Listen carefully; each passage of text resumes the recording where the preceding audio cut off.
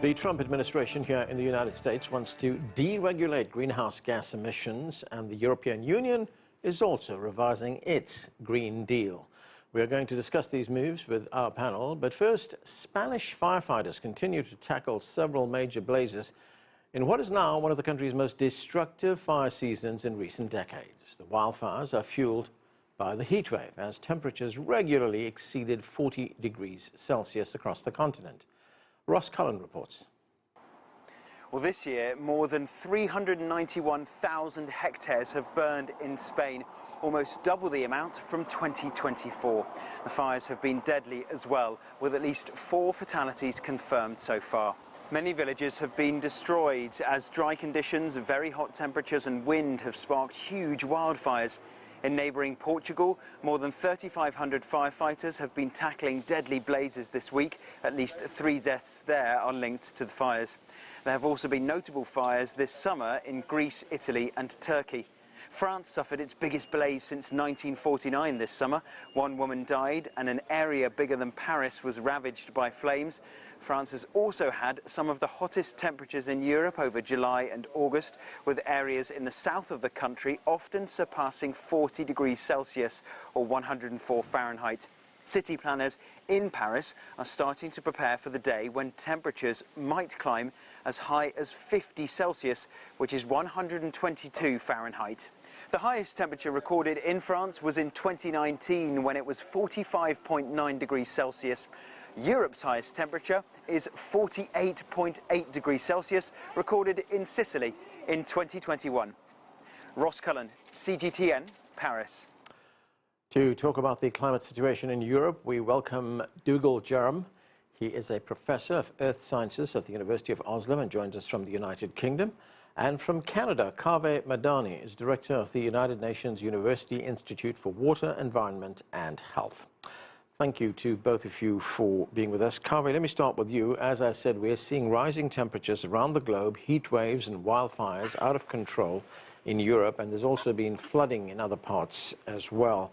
Spain's Defense Minister, Margarita Robles, said we're seeing fires with different characteristics because of climate change. What's changing and what's the impact of these changes? I mean, the impacts are what we are seeing now. If we go back to understand what is causing this, this is not a new discussion. Greenhouse gas emissions have increased. Whether you believe in climate change or not, what the impacts are very clear. You can consider this as a new normal caused by natural variables, but the scientists are telling us, and we are telling the world, that this is caused by human activities, and what we are seeing is the product of that. Extreme events are increasing in number, intensity and frequency around the world. Not only we see droughts, heat waves and wildfires, but also hurricanes, floods and so on. So we are seeing the extremes on both sides. And what we know is that the nations around the world are not equipped to deal with this situation, the new normal, the changing conditions, and that's why we are seeing the impacts being drastic around the world. Right, and Kaveh, when you say nations around the world are not equipped to deal with this rise in greenhouse gases, what are they lacking? What needs to be done? First of all, I think the politicians, along with the voters and the general public, must agree that something doesn't look normal and similar to what their memories have been telling you. Something has changed since we designed our infrastructure, decided where to live and place people. Things are not like before. We are seeing heat across Europe, and simply put, many units, residential units, don't have AC equipment to just cool themselves, and this simply tells us that when the design or the decision to live in those places were made, the situation was different. Now, think about the major infrastructure that you need to deal with floods, droughts, and so on. Even those are not in place. You're not equipped to deal with the fires. You're not equipped to deal with the heat waves, and that goes across different levels, from residents to the high governments, and that this is just the engineering and the infrastructure side of it. But when it comes to policies also, we see that the governments are not ready to deal with the situation. And unfortunately, Right. they're rolling back actually on what they were going to do. Dougal, Jerram, great to have you with us. The Spanish Prime Minister, he's also been commenting on the situation. Let's listen to some of what he had to say. Every year, the climate emergency worsens. Every year, it is more recurrent, and every year, the effects of this climate emergency accelerate. And if this is the case, why don't we turn the climate emergency and its policies into state policies? So, Dougal, when the Prime Minister there talks about changing this into state policies, I mean, what further steps can the government take right now to protect the environment?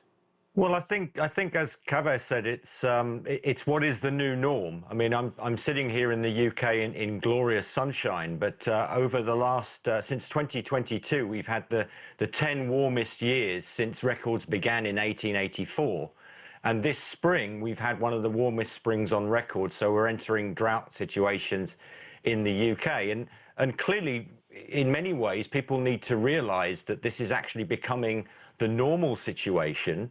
And so my housing unit, as was described, does not have air conditioning. I had to buy a portable air conditioner.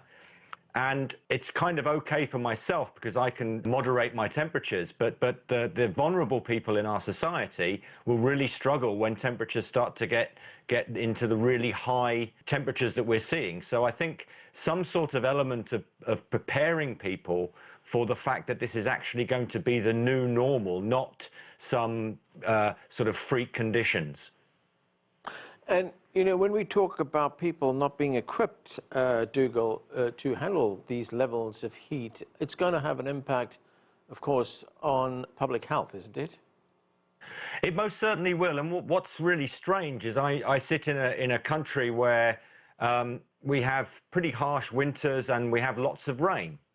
And yet we're not in a situation where we're managing our water resources to the point where residential houses have good water storage for rainwater, for example. Some people are developing that, but these should be being rolled out as a means to limit, for example, when we go into drought conditions, the effects on our major reservoirs that feed everybody.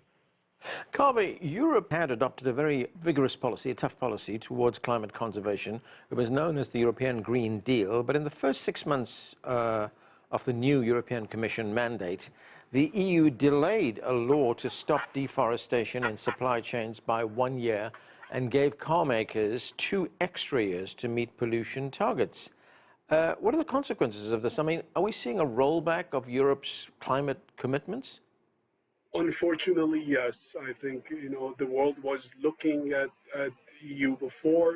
The European leaders were among those advocating for action on climate change, but that has changed as because of the economic pressure that we are seeing on the European countries, the things that have changed, the geopolitics that have changed after the invasion of Ukraine.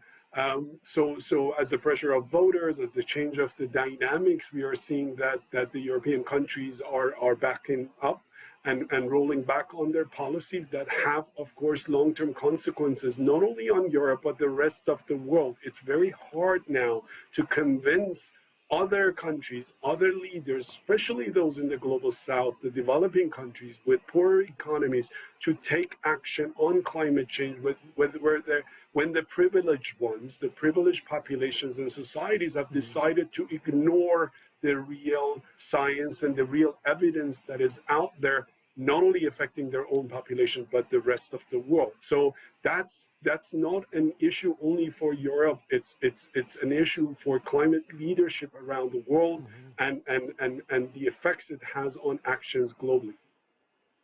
Dougal, as you've pointed out, the heatwave in Europe is deeply concerning, and scientists say climate change is warming Europe twice the global average, I should say. I mean, Paris is already preparing for a scenario where temperatures could reach 50 degrees Celsius. That's about 122 Fahrenheit.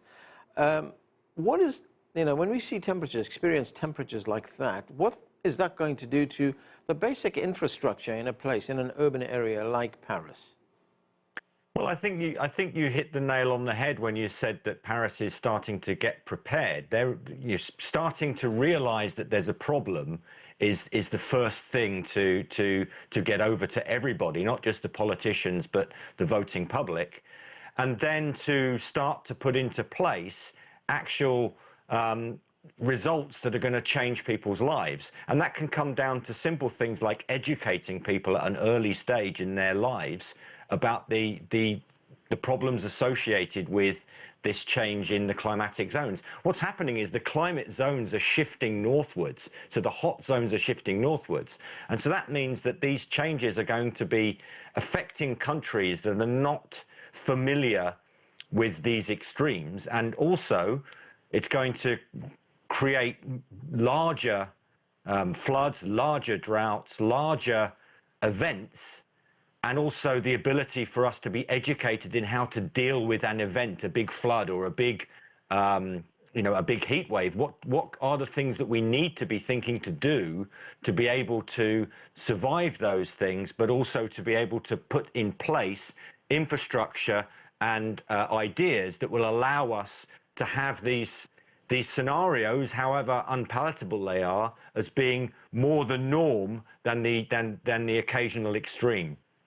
Kaveh, what is your assessment of what progress has been made, if any at all, since the implementation of the Paris Accords? I mean, where are we in terms of shifting away from fossil fuels, as well as mitigating the impact, the effects of greenhouse gases? I think we had a very good start after the Paris Agreement. There was a momentum that the world had. So some good leaders in the world who try to educate other leaders and the public about the importance of this issue, a common threat to humanity. They, I think, had a consensus that this is a problem that is global. We have to act on it together. But then I think what happened was that a lot of countries made promises and then they didn't deliver on it. So there was a period that promises were made and not delivered. Now we're going back to the stage where there is no shame in saying that we're not even interested in setting policies or making those promises. There are a lot of countries in Europe made promises that they didn't meet. They set targets that they didn't meet. And now the shame has been lost because we have seen a change in North America. We have seen a change in Europe. And now this has become a problem of national security. Within my borders, I'm going to fight. Within my borders, I want to create more jobs and keep people happier short term and compromise their future, even though I know that this is a global problem. Right. So I think that's what we are seeing. And unfortunately, I would say the advanced economies are at the forefront of creating this new dynamics. Yeah. Dougal, briefly, Brazil will host the COP30 conference in November. What are your expectations? Well, I would like to see some emphasis on some of the new technologies and new ideas, a rolling out of things like hydrogen production to enable us to shift more readily into different energy sources, and also the continued exploration of what we can do with carbon in the subsurface. So actually taking carbon and putting it down into the rocks beneath our feet and storing it as a mechanism for being able to reduce carbon inputs. These are potentially quite exciting areas, and it would seem unwise not to invest right. both intellectually but also financially into those outcomes. Okay, and that's where we have to leave it. Thanks to both of you for being with us. Let's bring the conversation to this side of the Atlantic now. Joining us from Texas, Shel Winkley is Weather and Climate Engagement Specialist at Climate Central, and Daniel Kreeger is Executive Director and co-founder of the Association of Climate Change Officers. He joins us from Indiana. Thanks to both of you for being with us. Shel Winkley, let's change the focus to our part of the world. Here in the Atlantic, we have Hurricane Erin, and you said on the social media site X, Erin exploded in strength through extreme rapid intensification over Atlantic waters, far hotter than normal. ocean heat made at least 100 times more likely by human-driven pollution. Climate change didn't cause the storm, but it supercharged it. Tell us more about that. How did it go from a Category 1 to a Category 5 in a matter of hours? Yeah, so we know a couple different things. One, to point out, I would put this in the tweet, hurricanes are going to hurricane at this time of the year, and we always knew that once it slowed down, it would intensify. Category 3 was essentially where it was expected to strengthen to. But what we saw, like we've seen time and time again, is what's called this extreme rapid intensification. So rapid intensification itself, gaining 35 miles per hour in 24 hours, is something that's happened, but we're seeing it more and more as our oceans heat up. But extreme rapid intensification isn't something that used to being seen back in the 70s or the 1980s. And that's where we gain at least 58 miles per hour in 24 hours. Erin jumped 85 miles per hour in just a hair over 24 hours. So we know those waters were 1.1 degrees Celsius warmer than they typically would be in a stable climate. Our oceans hold our heat, 90% of the world's heat. So that's 2 degrees Fahrenheit above average. The water temperature is 100 times more likely. We know that through attribution science. We can understand what heat trapping pollution that we've pumped into our atmosphere has done to the temperature in the atmosphere and the ocean itself. And so we can use that knowledge to then apply hurricane attribution science. And we know that that added 9 miles per hour to Erin's speed. Now, that doesn't sound like a lot, but it's enough to push it from a Category 4 to a Category 5 storm. And our scientists tell us, and this is from NOAA as well, is that just that little increase is as much as a potential for 50% more damage if this were to make landfall. So think about it like an Erin and then another half of Erin on top of that. And Shel, I mean, if we go back to, let's say, Hurricane Katrina 20 years ago, I mean, if we look at the huge loss of life, 1,800 people dead there, the massive destruction that was caused, it was the costliest hurricane in U.S. history. I mean, what have we learned from that? And, these supercharged storms that you're talking about, what are the consequences when they reach land? Yeah, so Katrina is interesting. We didn't have this attribution science in 2005, but 20 years later, now we do. So actually, Climate Central this morning just came out with an analysis on Katrina, knowing that the water temperatures there about a Celsius warmer than what it should have been, 18 times more likely because of human-caused climate change, which added 5 miles per hour of wind to its maximum intensity. So it was a 175 storm. It would have been a 170 mile per hour storm. So that's still going to be destructive when it makes landfall in New Orleans and on the Louisiana coast. But again, that 5 miles per hour equates to as much as 25% more in damage. So that's just the wind speed alone. There was a lot of different elements of why Katrina was such a huge disaster. Yeah. That was one of those first hurricanes that had a fingerprint of climate change, and we've only seen that increase as our hurricane seasons have continued since 2005. Daniel, good to have you with us. What is your assessment of where we are now in terms of the fight against climate change? I mean, we look at the Environmental Protection Agency here in the US, the EPA as it's more commonly known. It's proposed rescinding the 2009 endangerment finding. That's the scientific conclusion that greenhouse gases contribute to global warming and harm human health and well-being. So it effectively would remove or place limits on the federal government to fight things like climate change. And what is the impact of that? Well, I mean, certainly it's the wrong direction. But I want to make sure that we're not conflating our efforts to slow down climate change with preparing for the kinds of storms that we were just talking about. Right. Let's be clear. There's a short game and a long game. On the short game, our resilience needs to be on point. We need to be focusing substantial resources. We need to be building less in harm's way and building up our capacity to withstand these now more intensive, these rapidly intensifying systems that are happening.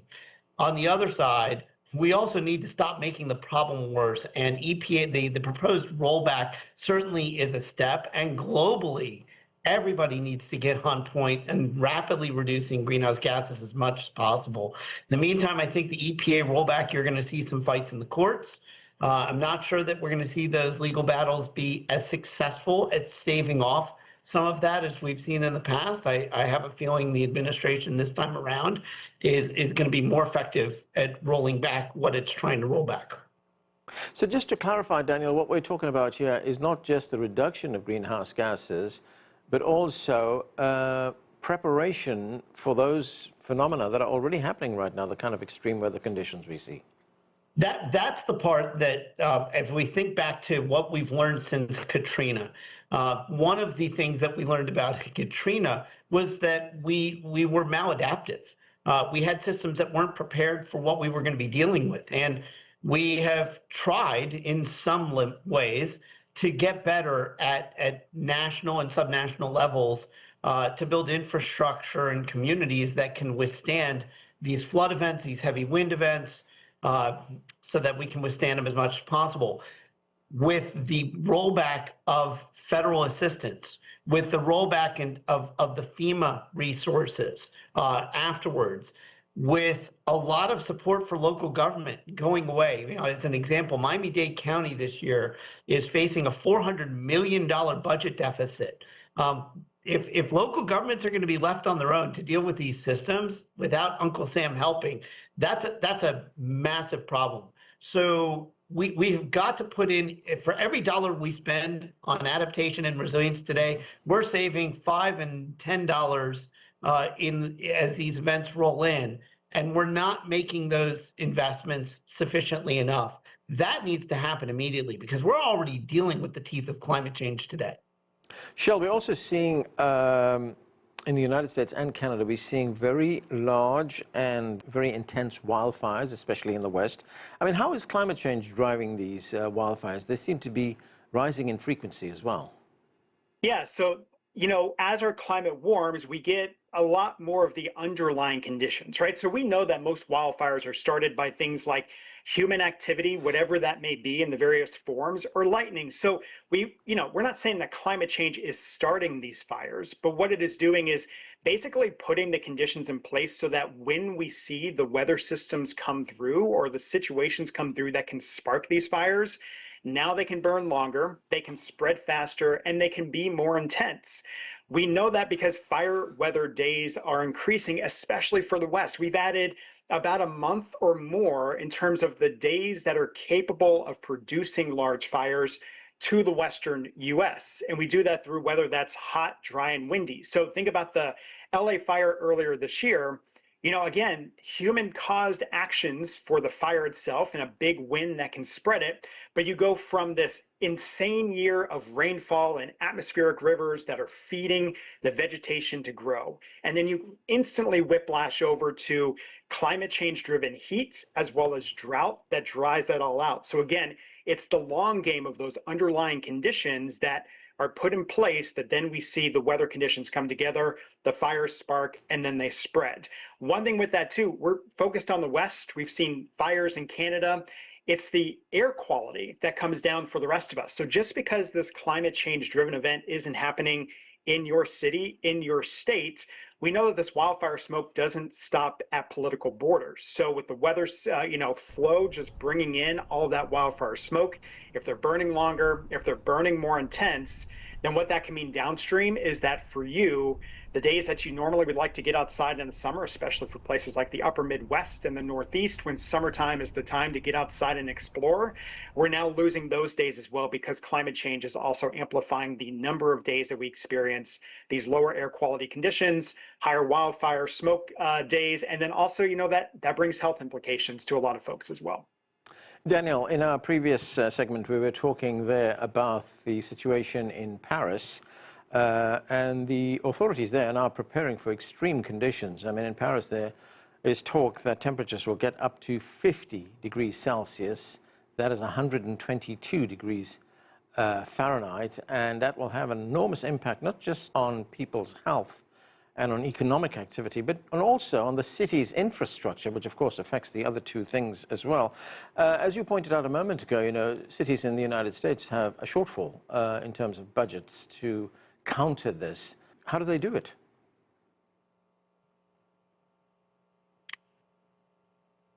So the reality is all infrastructure, all development, all community planning now needs to be thinking through what life is going to be like with experiencing these things, not if, but when. We need to be shoring up what we've invested in that's in harm's way, but everything, every zoning plan, every building ordinance, every road that's built, every bridge that is updated or rebuilt, every plan for what our energy system, our water systems, our transportation systems, our communication systems, our food systems, everything needs to be envisioned as though we are in a world that is several degrees warmer than we currently are, which means these more intensive rainfall events, these more intensive droughts, these hurricane seasons that whip up storms, and then in the preparedness context, and what I mean by that is preparedness when these events are arising. You know, as Shel said earlier, we're going to have that rapid intensification thing that happens now. We have to move faster when these things are popping up than we used to. It used to be with these hurricanes, you had 3, 5, 7 days to kind of figure out where it's going to go and what your evacuation plans and your sheltering plans are going to be. These things now are popping up, and all of a sudden you're exploding in a day. And so we have to be ready for more sooner, and all investments, all plans need to be taking those things into consideration today, not tomorrow. And Daniel, is there something to be learned from the Chinese experience or the Chinese model? I mean, in 2023, zero carbon sources provided 18% of China's primary energy supply and 36% of its electricity generation. I mean, can that be emulated? Well, the reality is globally, we're nowhere near where we need to be. And the reality is the capacity and the will to be there to direct investments towards clean energy sources. We can get there. We absolutely can get there. We've got some barriers behaviorally, economically, and politically that need to be addressed. And we have to stop taking one step forward, 2 steps backwards. We can get there, but there needs to be some alignment on policy, mindset, and there's some sacrifices that are going to have to be made. I mean, there's some trade-offs here in lifestyles that people are going to have to make as well. Shel, we just got a little bit of time left. Briefly, there was a study published in Nature which says that rapid loss of Antarctic sea ice could be a tipping point for global climate, causing sea level rises, changes to ocean currents, and loss of marine life that are impossible to reverse. How far are we away from that? You know, that is a question for someone that is beyond me in terms of sea ice, but you know, in terms of how far we are from it. But we see the rapid collapse that's happening. We've got the studies that tell us what's happened in the past because of natural conditions when those glaciers melted. Sea level rise is something that is going to be a big impact for coastal communities, but a lot of us don't live on the coast, right? So why is that important? You mentioned it. It's the ecosystems that we depend on, that we like, you know, to eat, but it's also those ocean currents. And as the weather patterns change, because the oceans drive most of what happens here on Earth, that is going to change the weather that you experience at your home. And as we've been talking about, that we need to prepare for and mitigate against. Shel, Winkley, Daniel Kreeger, thanks to both of you for being with us. Thanks for having me. And that's where we need to leave it. That's it for this edition of The Heat. I'm Anand Naidu in Washington.